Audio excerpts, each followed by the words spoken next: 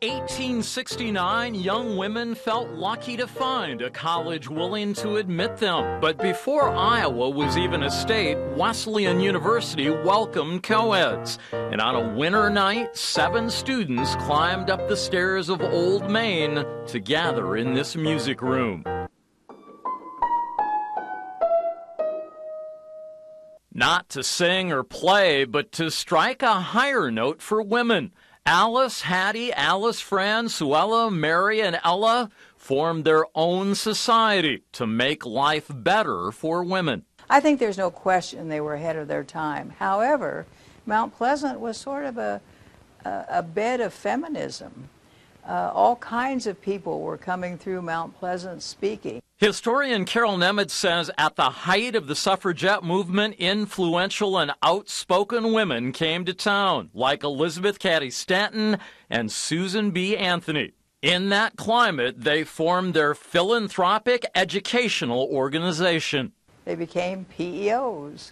Strong women, but just after the Civil War, cautious times for coeds promoting women's rights and education. Meetings had to be hush-hush, a glowing kerosene lamp off campus, the only clue. They'd put a lamp in a bedroom window, or they would put a lantern out on the well curb. Then they would all go different directions and meet. No longer a secret today, visitors can see the portraits of those founding members very proudly and prominently displayed, along with decades of signatures from thousands of members and other visitors who've made the pilgrimage to the birthplace of P.E.O. Megan Sloan almost became the last to see this room in 1989. Firemen fought to save what they could of the old main building on the Iowa Wesleyan College campus. The national women's group, P.E.O., was founded here. As flames raced through the building, the pen on the guest book still frozen in time by the soot. This is a German music box. In the tea room, you can almost imagine the conversations 150 years ago, stirring things up and whispering plans to help each other and better their lives. Among the notable P.E.Os, former First Lady Bess Truman, former Iowa First Lady Christy Vilsack, Iowa's first female Senator Joni Ernst, and Ola Babcock Miller, the P.E.O. who single-handedly started the Iowa State Highway Patrol. This is a cape that belonged to an initiate in 1871. From the classic clothing to the jewelry worn by members, the rich history of the sisterhood is all here in a very intimate museum.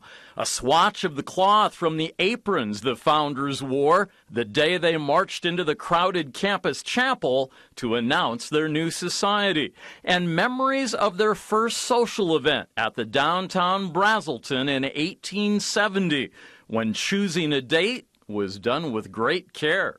If you wanted to take a beau or a boyfriend, the chapter had to vote on him. Recent International P.E.O. President Elizabeth Garrell says, looking back, it's no accident a sisterhood promoting respect and success for women all started right here. These were families that understood the importance of educating their daughters as well as their sons, and building the relationships here that were critical in the issues of the day. In 1869, certainly we were on the foe of women's suffrage. Today, a century and a half later, that small, ambitious society has more than 250,000 members in every state and Canada. It provides scholarships to women, education for international students, financial help for PhDs, operates its own college in Missouri for women, and even purchases used cars for some women to get to work. P.E.O. has given out scholarships and awards and grants and loans in the amount of $264 million to 96,000 women. It's women helping women reach the stars. An amazing legacy of 7 very wise Wesleyan women. We are road tripping in Mount Pleasant, Iowa.